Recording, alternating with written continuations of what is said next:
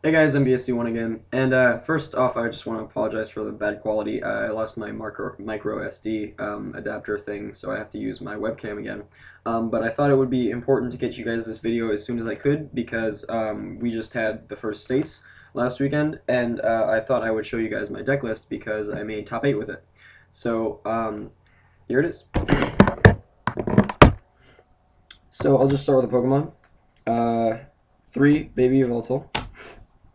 The reason why I ran 3 Baby Yveltal instead of like 2 is because I really wanted a good starter against Seismitoad because I predicted Seismitoad to be pretty big, and it did end up being fairly big. Not as big as I thought it was going to be, but I'm still glad I have 3 because top 8 had like 4 or 5 Seismitoads in it, so that helped a lot.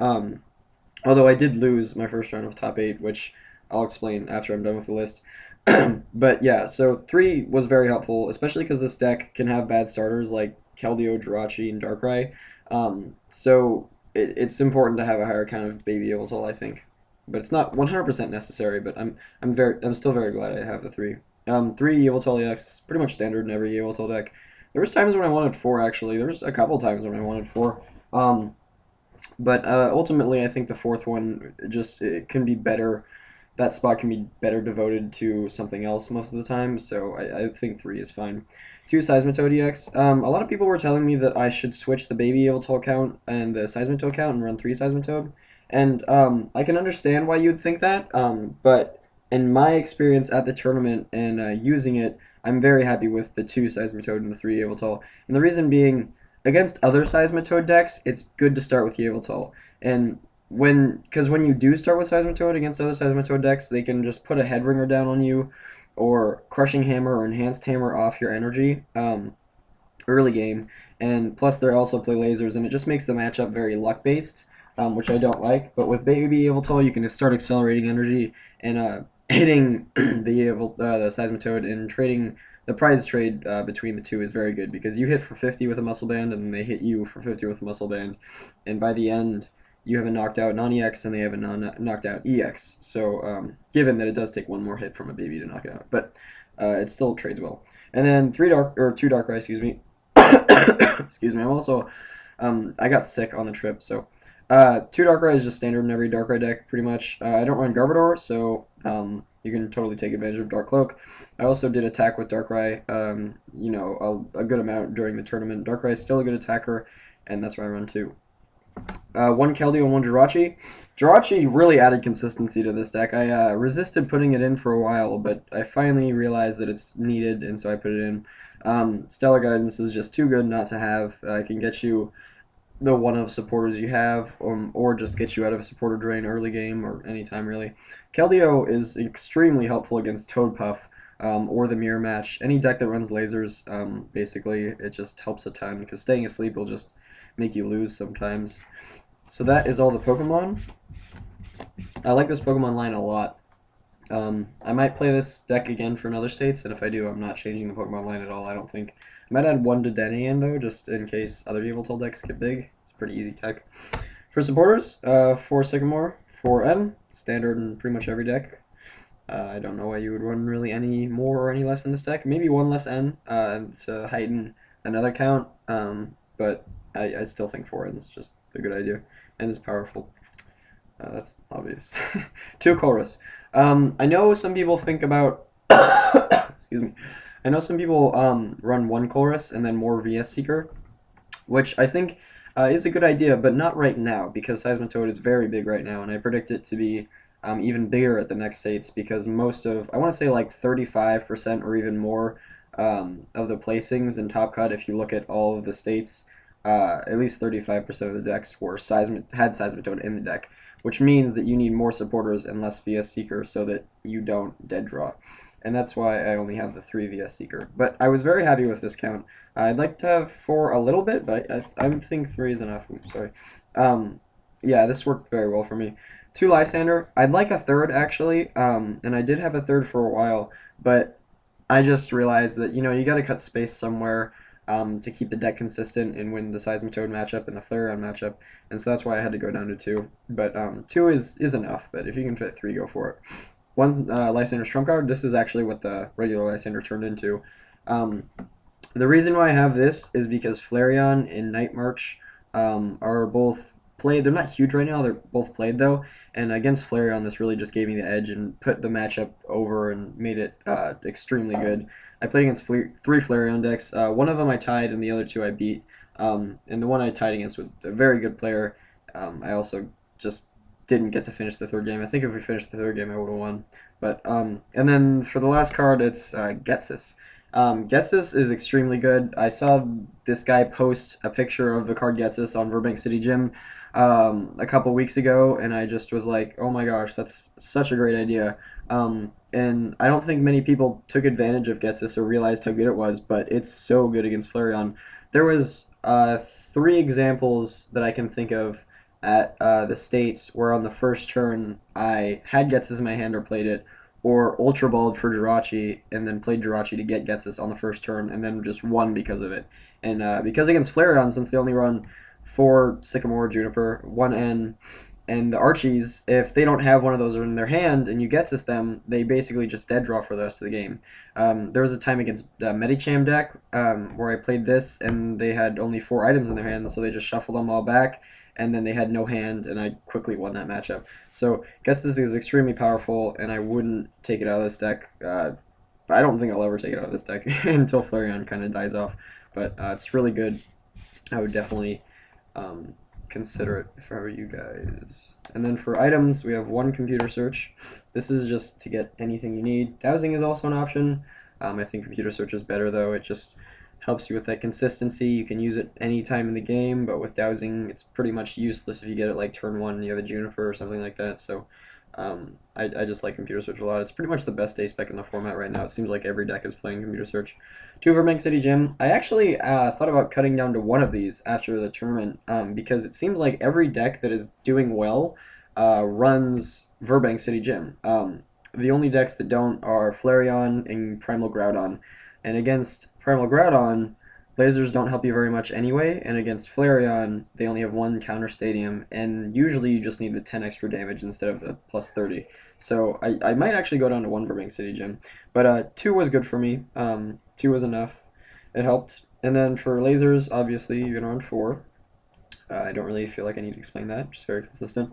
3 Muscle Band. I thought about going up to 4 Muscle Band. 4 Muscle Band would have been nice, especially against Seismitoad, which sounds kind of confusing because why would you want to get an item against the Seismitoad deck? But early game, if you can get those items down on your EX Pokemon, your Seismitoad, especially in your baby Yveltal and your Yveltal EX, really all of them, it will help a lot later in the game.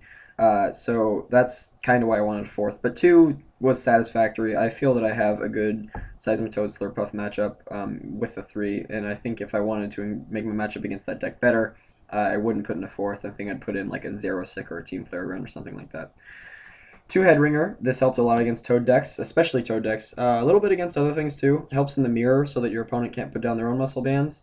Helps against Groudon a lot because if you Quaking Punch and then they can't put down an item on one of their Groudon, then you can just Headringer it and they have to evolve and then end their turn by doing it. Plus they need 1 more energy. It hurts the deck really badly.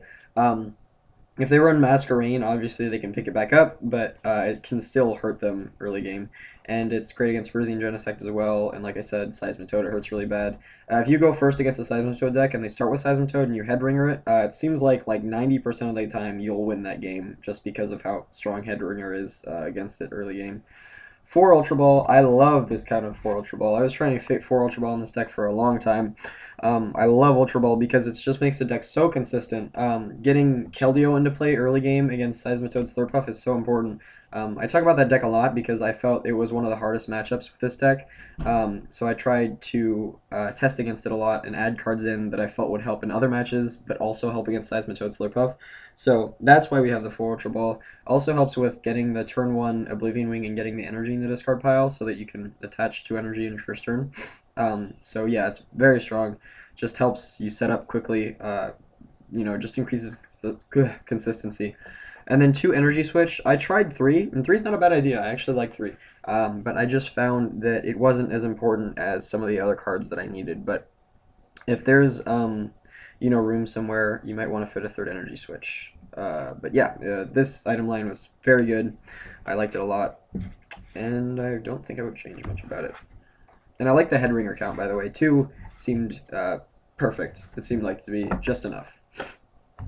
And I know there's no professor's letter in there, and that was a tip that Chris Silver and Keon said to me, is that I should cut my professor's letter for a 9th dark. And little did they know, I already ran 9 dark. So my list originally, before they told me to cut the letter, ran 9 dark and a professor's letter, which is a very thick energy and energy retrieval line.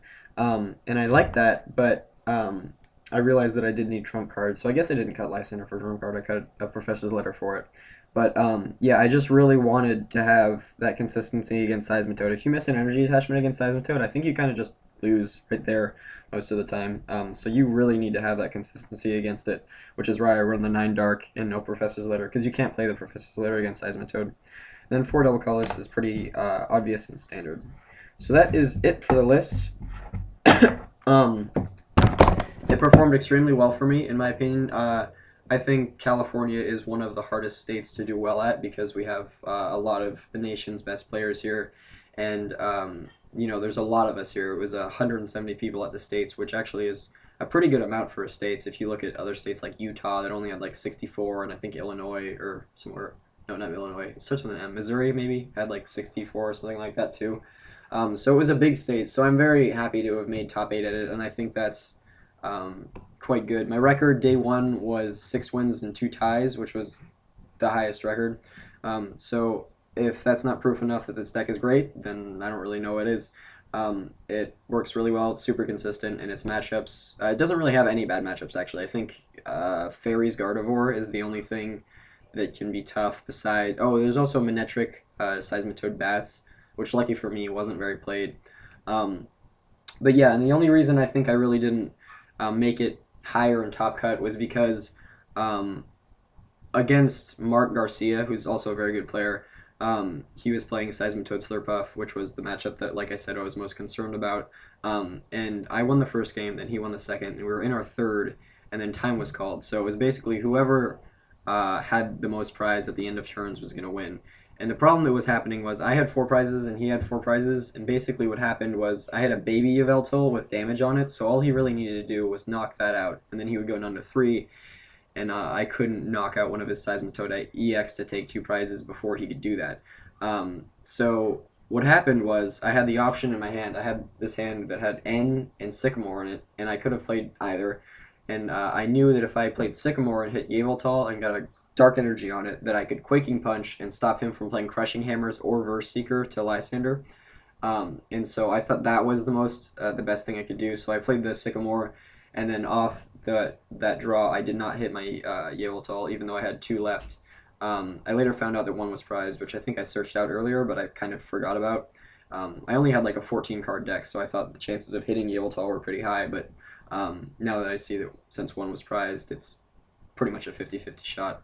But in hindsight, I do think I should have played N, because that would have put him down to a 4-card hand, and then I could have Quaking Punch to stop him from playing any items. He only had 1 Slurpuff in play at the time, and he had just trump carded, so it would have been, he most likely would have dead drew at least a little bit, or just not hit anything, and that would have given me enough time to keep using Quaking Punch to knock out his active Seismitoad EX, and that would have put me down to 2 prizes, and I would have won a game. So I think that was really my only misplay or bad judgment call, was not ending there and playing Sycamore instead. But besides that, I think I played very well throughout the tournament, and I just really wish I hadn't made that mistake, because then I would have made 100 more bucks in prizes, advanced to top 4, gotten 20 more points, and all that. But basically what I'm saying is, as long as you play with this deck very well, you don't really lose too much besides decks that aren't very big in the format right now, like Fairies Gardevoir and Manectric Bats, which I guess, Manectric Seismitoad Bats, which I guess is kind of increasing in popularity.